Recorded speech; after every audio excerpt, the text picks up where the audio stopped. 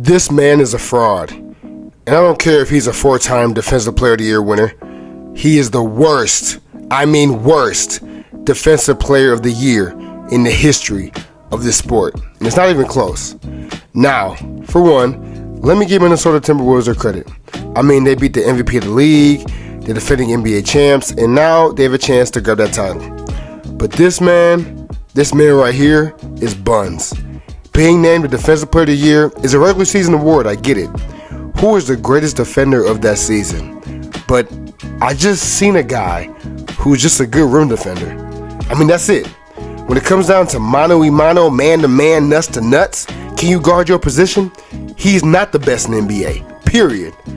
When he has to face one of the best players in his position, he folds. For instance, in the last 10 games, playing against Nikola Jokic, Nikola averaged 31, 11, and 7. But don't worry, it gets worse. Joel Embiid has averaged 28, 11, and 3 in the last 10 games, while averaging 50% from the field. It's clear cut. He cannot slow down or make a difference on the best players in the world. Now, I can be harsh because, they're like top 5 players in the NBA. But let's keep it real. Rudy is not that much of a threat at his own position. When I go back in the day and think, one of the best Defensive Player of the Years, I think of guys like Ben Wallace, Ron Artest, hell, even Big Dog Dwight Howard, who you could say easily, without a doubt, was one of the greatest defenders in his prime. But it wasn't just rim protection, it was dominance. He couldn't really slide his feet like guards, but he could get there. And he could move and be able to be limber enough to be able to make defensive stops. But with Rudy, it doesn't seem like that. It seems like the only reason he's good is because he has other help around him.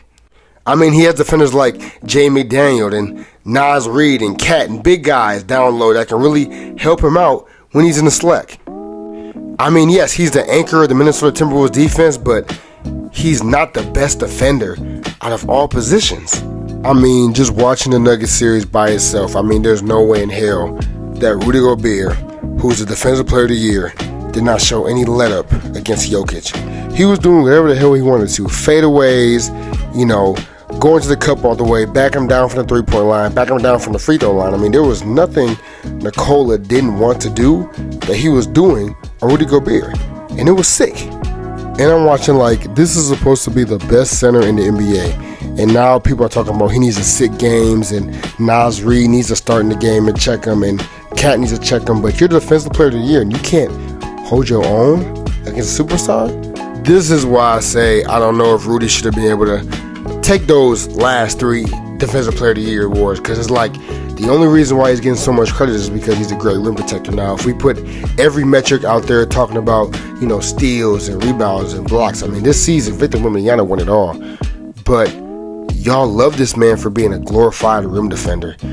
He doesn't really have any moves. He can't slide his feet against guards. He's just down there.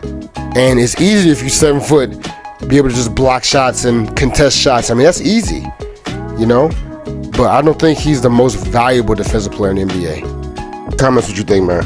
Do you think Rudy Gobert is the best defensive player in the NBA? Do you think that he's that valuable? Let me know in the comments what you think, man.